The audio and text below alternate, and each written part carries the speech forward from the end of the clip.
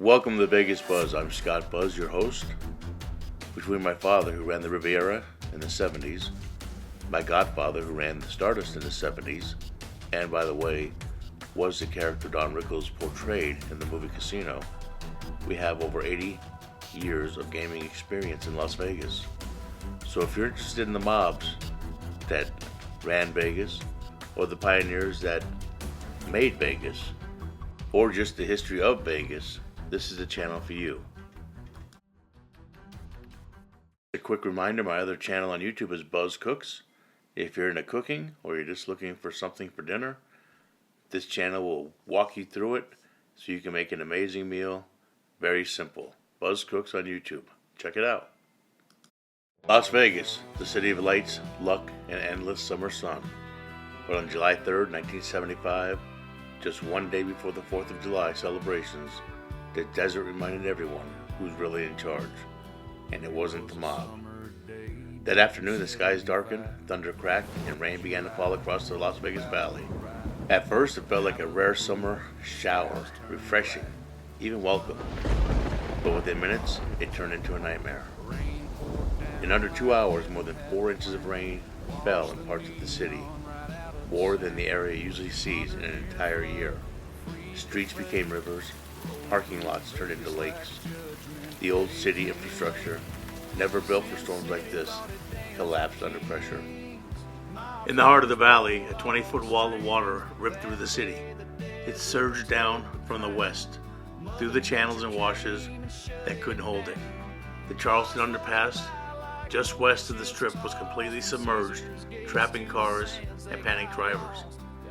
At Caesar's Palace, the elegant fountains overflowed. At the Sands, guests scrambled to escape the rising water inside the casino. But this wasn't some splashy inconvenience. It was deadly. 2 people died. One was a young man swept away near the Flamingo Wash. The other a woman, caught in her car that was crushed by floodwaters. Dozens more injured, hundreds stranded. Damages ran into the millions of dollars. The city was simply unprepared. The natural washes meant to guide water through the valley had been built over. Pavement replaced open land.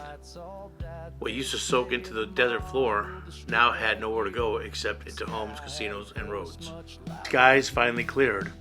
Las Vegas looked like a war zone. Cars stacked on top of one another. Asphalt peeled up like old carpet, and tourists still in their show clothes and tuxedos, wading through knee-deep water. The July 3rd flood was a wake-up call. Over the next several years, Clark County began a massive overhaul of its flood control system, building detention basins, channels, and new regulations to keep development away from flood zones. It's still a work in progress. Las Vegas may be a desert city, but flash floods remain one of its greatest threats. I hope you enjoyed this episode. Be sure to come back every week for a new episode and learn more history about Las Vegas. And remember to like, share, subscribe, hit that bell to stay up to date on newest recipes, and we'll see you soon.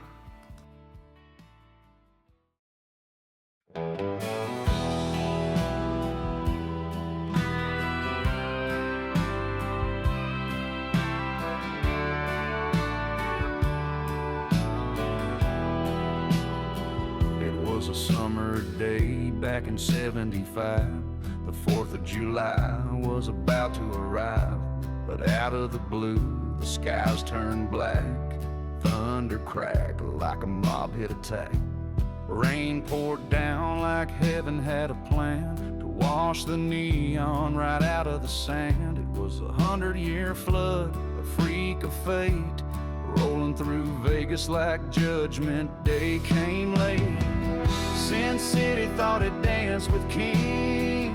Mobsters pulled all the strings, but that day the desert took the crown. Mother Nature came and shut it down. Cars floated by like poker chips tossed from Caesar's gates to the sands. They got lost. The 100-year flood came rolling in and reminded Las Vegas who's always gonna win.